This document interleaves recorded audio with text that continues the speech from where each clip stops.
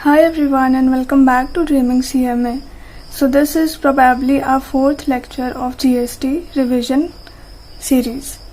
Okay, so today we'll be discussing very most important topic and that is the checkpoints where we have to see GST लगेगा या नहीं. ठीक है, so let's begin. देखो total 13 check points है GST में, जहाँ check करना है कि अगर ये हाँ है तो GST का क्या होगा, अगर ये ना है तो वहाँ पे GST का क्या होगा. अब देखो पहला, suppose you are already a CA, CS और CMA. ठीक है, सपोज आप बन गए और हम हैं आपके क्लाइंट. ठीक है, हम आपके पास आए फॉर कंसल्टेंसी के लिए आए कि मेरा ये एक पर्टिकुलर प्रोडक्ट है, अब मेरे को कंसल्ट करो कि ये इस पे GST लगेगा या नहीं लगेगा, मतलब हमको GST पे करना होगा या रजिस्ट्रेशन कराना होगा या नहीं कराना होगा, एक्सेट्रा एंड ऑल दैट. ठीक है, अब देखो सबसे पहले हम आए, पूछे आप लोग से कि सपोज मेरा जैसे ये एक प्रोडक्ट है, सपोज ये एक प्रोडक्ट है रूबिक क्यूब. अब हम पूछे कि ये इसका प्रोडक्शन हाउस है मेरा. ठीक है, अब बताना ये है आप लोगों को कि मेरा इस प्रोडक्ट के सर्विस या सप्लाई पे GST लगेगा या नहीं. तो आप लोग पहले पूछोगे हमसे पहला सवाल, जो कि है पहला चेक पॉइंट, कि ये जो एलिमेंट है जो हम बेचने वाले हैं, element covered in the definition of good service और बोथ और नॉट.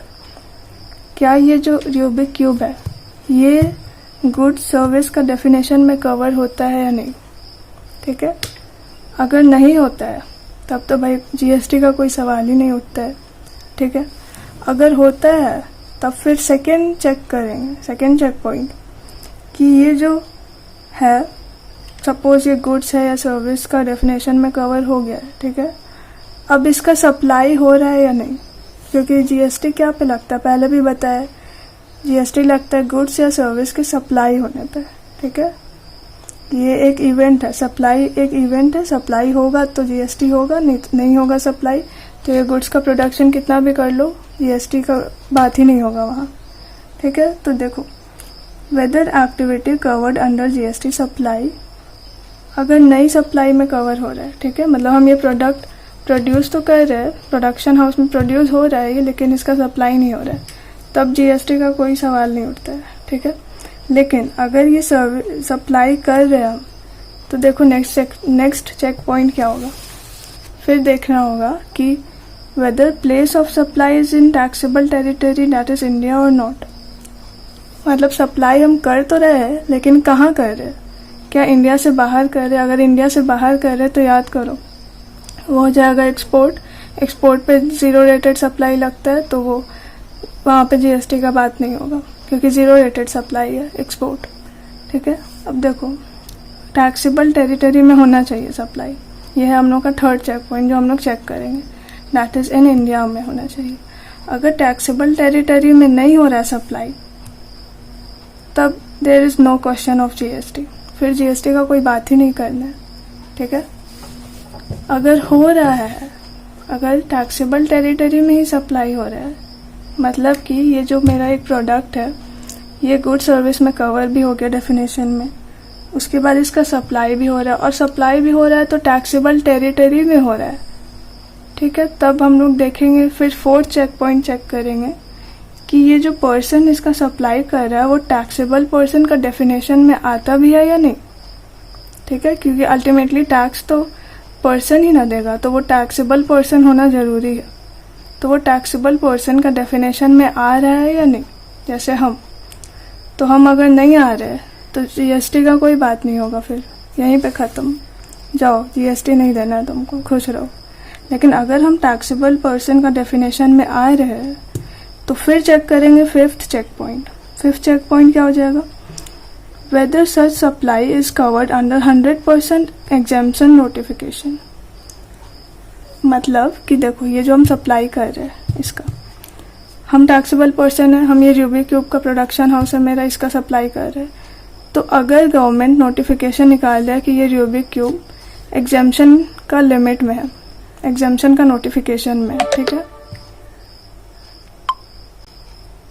तो देखो अगर ये एग्जेम्पशन का नोटिफिकेशन में है तब तो भाई GST लेवी हो गया, जीएसटी लग गया लेकिन कलेक्ट नहीं कर सकते। क्यों नहीं कलेक्ट कर सकते? क्योंकि वो एग्जम्पशन लिमिट में, ठीक है, एग्जम्पशन वाला पॉइंट में ये कवर हो जाएगा फिर, तो उस पर जीएसटी नहीं लगेगा, ठीक है। लेकिन अगर ये एग्जम्पशन में कवर नहीं हो रहा, और देखो एग्जम्पशन भी तो 100% एग्जम्पशन, 100% एग्जम्पशन होना चाहिए, ठीक है। अब देखो अगर वो 100% एग्जम्पशन में भी कवर नहीं हो रहा है, अगर हो रहा है तो जीएसटी नहीं लगेगा, अगर हो रहा है तो GST will be levied also and collected also, ठीक है। अब नेक्स्ट देखो, अब लेवी भी हो गया, कलेक्ट भी होना है। Now let's start the process of GST collection. अब जीएसटी का कलेक्शन कब आता है? तो अब हम लोग चेक करेंगे 6 check point, that is value of supply.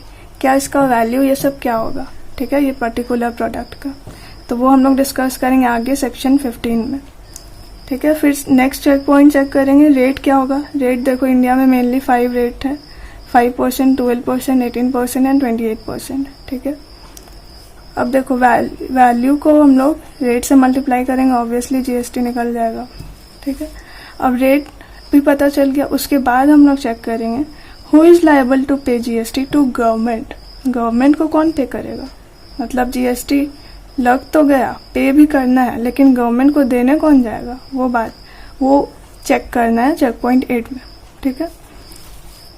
या सप्लायर पे करेगा, या रेसिपिएंट पे करेगा, या थर्ड पार्टी कोई पे करेगा, ये हम लोग को मतलब पता करना है। तो देखो अगर सप्लायर पे करेगा तो वो तो फॉरवर्ड चार्ज हो जाएगा, अगर रेसिपिएंट पे कर रहा है तो वो रिवर्स चार्ज हो जाएगा। अब देखो फॉरवर्ड चार्ज और रिवर्स चार्ज क्या होता है। अगर कोई सप्लायर किसी को सप्लाई किया, सपोज ए है, देखो ए बी को सप्लाई किया, ए हो गया सप्लायर, बी हो गया रेसिपिएंट, ठीक है। तो अगर कोई ऐसा प्रोडक्ट है जो ए बी को सप्लाई कर रहा है और उसमें जीएसटी बी पे करेगा, मतलब रेसिपिएंट अगर पे करता है तो वो हो जाएगा रिवर्स चार्ज मैकेनिज्म। लेकिन अगर ए बी को सप्लाई किया और पैसा ए पे कर रहा है टैक्स गवर्नमेंट को, तो वो हो जाएगा फॉरवर्ड चार्ज। इसका मतलब साफ साफ यही है कि अगर सप्लायर पे करता है गवर्नमेंट को तो वो हो जाएगा फॉरवर्ड चार्ज पे, अगर रेसिपिएंट पे करता है तो वो हो जाएगा रिवर्स चार्ज में। और एक और चीज़ यहाँ है जो कि थर्ड पार्टी जैसे example e commerce operator, eco. अब ईसीओ क्या करेगा, देखो बहुत बच्चा लोग को लगता है कि eco e commerce operator reverse charge mechanism में होता है, बट ऐसा नहीं है। ईसीओ के लिए एक स्पेशल प्रोविजन है अंडर जीएसटी। अब ईसीओ क्या है, जैसे अमेजन, फ्लिपकार्ट, स्नैपडील, ये सब है, तो ये सब के लिए एक अलग से प्रोविजन बनाया गया है जीएसटी एक्ट में कि कौन पे करेगा, ठीक है। तो वही हम लोग को थर्ड मतलब 8 चेक पॉइंट चेक करना है कि who is liable to pay GST to government. क्या सप्लायर पे करेगा, या रेसिपिएंट पे करेगा, या थर्ड पार्टी पे करेगा, क्योंकि देखो ईसीओ थर्ड पार्टी नहीं होता है ना, फ्लिपकार्ट, अमेजन ये सब थर्ड पार्टी का ही काम करता है, सप्लायर को रेसिपिएंट से या कंज्यूमर से मिलाता है, ठीक है, वही काम करता है। अब ये सब डिसाइड हो गया कि कौन लायबल टू पे होगा। उसके बाद नेक्स्ट चेक पॉइंट 9 चेक करेंगे, that is when is liable to pay GST. Time क्या है सप्लाई का, टाइम ऑफ सप्लाई चेक करेंगे, ठीक है। तो फिर नेक्स्ट देखेंगे कि टाइम ऑफ सप्लाई क्या होगा, मतलब जीएसटी कब लायबल होगा पे करने के लिए।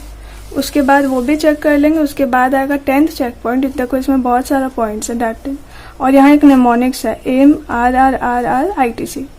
अब 10th चेक पॉइंट में हम लोग क्या क्या चेक करेंगे, ऑडिट कैसे करना है, आईज फॉर इनवॉइस कैसे जनरेट होगा, फिर मैनर ऑफ पेमेंट क्या होगा, फिर रिटर्न कैसे फाइल होगा जीएसटी में, फिर रिकॉर्ड कैसे बनेगा जीएसटी का, फिर रजिस्ट्रेशन का प्रोसीजर क्या है, फिर रिफंड का प्रोसीजर क्या है, फिर आई इज फॉर ITC कैसे मिलेगा, इनपुट टैक्स क्रेडिट का क्या प्रोविजंस है इस एक्ट में, वो सब हम लोग पढ़ेंगे चेक पॉइंट नंबर 8 में, नंबर 10 में, ठीक है। अब नेक्स्ट आता है 11th चेक पॉइंट कि जब ये सब भी हम लोग पढ़ लिया उसके बाद हम लोग देखेंगे कि क्या असेसमेंट है या इंस्पेक्शन है अंडर जीएसटी। उसके बाद देखेंगे अपील्स, एडवांस रूलिंग, ये सब। एंड लास्ट पॉइंट जो चेक करना वो कि क्या कहीं इंटरेस्ट देना है, पेनाल्टी देना है, या अदर पेनल प्रोसीडिंग्स है या नहीं है। तो यहाँ तक हम लोग का फिर जीएसटी रिवीजन खत्म हो जाएगा। तो एक एक करके हम लोग सारा चेक पॉइंट्स डिस्कस करेंगे इस रिवीजन सीरीज में। ठीक है। So let's start with check point number 1। आज बस 1 करेंगे एंड नेक्स्ट वीडियो में उसके आगे से प्रोसीड करेंगे। Okay, so let's begin with check point number 1, that is क्या था कि क्या ये प्रोडक्ट, ये रूबिक क्यूब, ये गुड्स या सर्विस का डेफिनेशन में आता है या नहीं, यही था। अब देखो, गुड्स और सर्विसेज का डेफिनेशन होता क्या है। Goods means section 2 subsection 52 of CGST act. Goods का मतलब होता है any kind of movable property, मतलब कोई भी मूवेबल प्रॉपर्टी। जैसे ये है तो ये मूव कर सकता है, ये पेन है, ये मूवेबल प्रॉपर्टी है, ये पेन मूवेबल प्रॉपर्टी है, ये hair band suppose movable property है।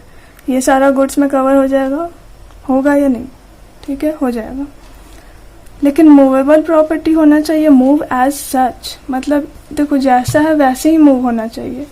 अब ऐसा नहीं है कि जैसे देखो मशीनरी, अगर पूरा मशीनरी को एक जगह से दूसरी जगह मूव कर सकते तब वो मूवेबल प्रॉपर्टी में आएगा।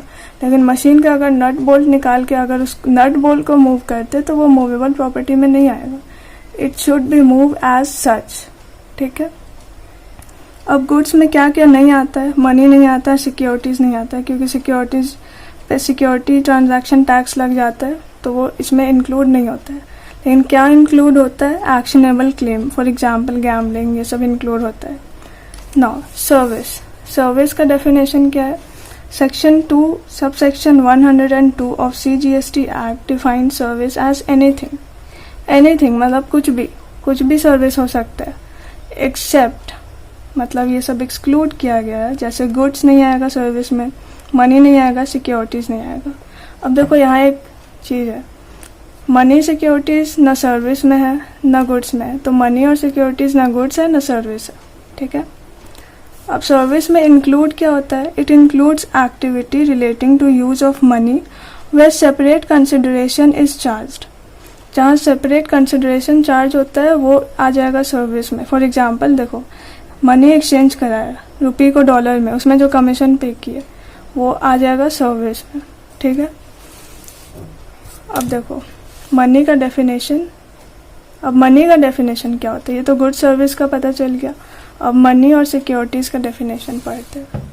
Money, section 2 subsection 75 defines money means, देखो मीन्स है, एक होता है मीन्स और एक होता है इंक्लूड्स। इंक्लूड्स मतलब बाद में कुछ भी उसमें ऐड किया जा सकता है उस डेफिनेशन में, लेकिन यह मीन्स है तो मतलब यही फिक्स है, ये फिक्स है। मनी मतलब इतना ही है और कुछ नहीं है मनी। देखो क्या क्या है, Indian legal tender, foreign currency, cheque, draft, promissory note, bills of exchange etcetera, ये सब आ गया मनी में। अब क्या इंक्लूड नहीं होता है, any currency that is held for its numismatic value. Numismatic value का मतलब क्या होता है, फेस वैल्यू जिसका मार्केट वैल्यू के इक्वल नहीं होता है उसको बोलते हैं न्यूमिस्टेटिक वैल्यू। इसका एग्जाम्पल देंगे तो सपोज ओल्ड कॉइन्स, जिसके पास भी ओल्ड कॉइन्स है, ओल्ड कॉइन्स मतलब बहुत ज़्यादा ओल्ड कॉइन्स, ठीक है, 1 आना 2 आना ऐसे जिसके पास है, वो अभी मार्केट में उसका वैल्यू लाखों में होगा, ठीक है, तो वो हो जाता है न्यूमिस्टेटिक वैल्यू। एग्जाम्पल में लिख लेना ओल्ड कॉइन्स, जिसका फेस वैल्यू और मार्केट वैल्यू इक्वल नहीं होता है, ठीक है। तो मनी में क्या क्या आएगा, ये सब आएगा। क्या नहीं आएगा, ऐसा कोई भी करेंसी जिसका न्यूमिस्टेटिक वैल्यू के लिए उसको हेल्ड किया जाता है, उसको रखा जाता है। अब आते हैं सिक्योरिटी में। सिक्योरिटी वैसे तो डिफाइन नहीं किया गया GST एक्ट में, बट इसका जनरल मीनिंग यही है। शेयर्स हो गया, डिबेंचर्स हो गया, बॉन्ड्स हो गया, म्यूचुअल फंड यूनिट्स हो गया। अब ये म्यूचुअल फंड यूनिट्स क्या है, देखो दुनिया में बहुत ऐसा लोग है जिसके पास दिमाग बहुत कम है, ठीक है, पैसा बहुत है लेकिन दिमाग बहुत कम है। एग्जाम्पल के लिए ले लो राहुल गांधी, ठीक है, पैसा बहुत है लेकिन दिमाग है नहीं है। तो वैसा लोग के लिए म्यूचुअल फंड यूनिट्स बना, म्यूचुअल फंड्स बना कि तुम अपना पैसा हमको दो, हम अपना एक्सपर्टीज नॉलेज लगा के उसको अच्छा जगह इन्वेस्ट कर देंगे और रिटर्न तुमको दे देंगे, ठीक है। अब बहुत ऐसा भी लोग है जिसके पास पैसा कम है, दिमाग बहुत ज़्यादा, तो वो लोग शेयर्स में इन्वेस्ट करते हैं, ठीक है। अब देखो यहाँ आता है activity relating to use of. देखो ट्रांजैक्शन बस मनी में है तो उस पर GST नहीं लगेगा, लेकिन अगर ट्रांजैक्शन सिर्फ मनी में नहीं है, उसमें और भी कंसिडरेशन इन्वॉल्व है तो उसमें GST लगेगा। फॉर एग्जाम्पल देखो इधर मनी डिपॉजिट इन बैंक क्या है, मनी हम डिपॉजिट कर रहे, बदले में भी हमको मनी मिल रहा है। फिर मनी विदड्रॉ फ्रॉम बैंक, फिर मनी चेंज विदाउट कमीशन, बिना कमीशन के मनी हम लोग एक्सचेंज कर रहे। तो ये सब हो गया क्या, ट्रांजैक्शन बस मनी में ही हो रहा है मेरा, तो ये सब पे जीएसटी नहीं लगेगा। लेकिन अगर कोई ऐसा ट्रांजैक्शन है जिसमें बस मनी इन्वॉल्व नहीं है, जैसे कमीशन इन्वॉल्व है, ड्राफ्ट में भी कमीशन लगता है। चिट फंड क्या होता है, जो हस्बैंड वाइफ को देता है चिट फंड, थोड़ा थोड़ा पैसा, तो लीगल लैंग्वेज में उसको चिट फंड बोलते हैं। तो ये सब का ट्रांजैक्शन में मनी सिर्फ इन्वॉल्व नहीं है, यहाँ पे और भी जैसे कमीशन इन्वॉल्व है, तो ये सब पे जीएसटी लगेगा। बट ये सब में नहीं लगेगा, जिसमें सिर्फ मनी इन्वॉल्व है उसमें नहीं लगेगा। अब देखो यहाँ एक एग्जाम्पल है, ठीक है, ये एग्जाम्पल है, ये एग्जाम्पल बहुत अच्छा है, ठीक है, इसको लिख लेना। क्या क्या गुड्स सर्विस में आता है, क्या क्या नहीं आता है, या क्या क्या दोनों में नहीं आता है। देखो ग्रास क्या हो जाएगा, वो गुड्स है या सर्विस है। बहुत लोगों को लगता है कि ग्रास, ग्रोइंग क्रॉप्स ये सब अर्थ से कनेक्टेड है, तो ये मूवेबल प्रॉपर्टी तो नहीं है, तो ये गुड्स कैसे हो सकता है। बट नहीं, जीएसटी में ये सब को गुड्स के डेफिनेशन में लाया गया। ग्रास हो गया गुड्स, ग्रोइंग क्रॉप्स हो गया गुड्स, बिल्डिंग क्या हो गया, मूव कर सकता है नहीं कर सकता है, सर्विस में जाएगा। मोबाइल क्या हो गया गुड्स। शेयर्स क्या है, शेयर्स मतलब सिक्योरिटीज, ना गुड्स में आएगा ना सर्विस में आएगा, पीछे पड़े अभी। फिर फैसिलिटेटिंग और अरेंजिंग ट्रांजैक्शंस इन शेयर, मतलब शेयर ब्रोकर का जो काम होता है, वो सर्विस देता है, प्रोवाइड करता है, बदले में कमीशन लेता है, तो वो सर्विस में जाएगा। फिर यूनिट्स ऑफ म्यूचुअल फंड, अभी बताए म्यूचुअल फंड क्या होता है, वो ना गुड्स में आएगा ना सर्विस में आएगा, ठीक है। फिर कमीशन ऑन ड्राफ्ट में जो कमीशन मिलता है वो क्या आएगा, सर्विस आ जाएगा, क्योंकि एक तरह का सर्विस दे रहा है बैंक। फिर फर्नीचर तो गुड्स है, मूवेबल प्रॉपर्टी। फिर टेलीकॉम टावर क्या होता है, telecom tower you might have seen, बहुत सारा घर के ऊपर टावर लगा रहता है, तो वो उसके बदले उसको रेंट पे करता है, तो वो उसको बोलते हैं टेलीकॉम टावर।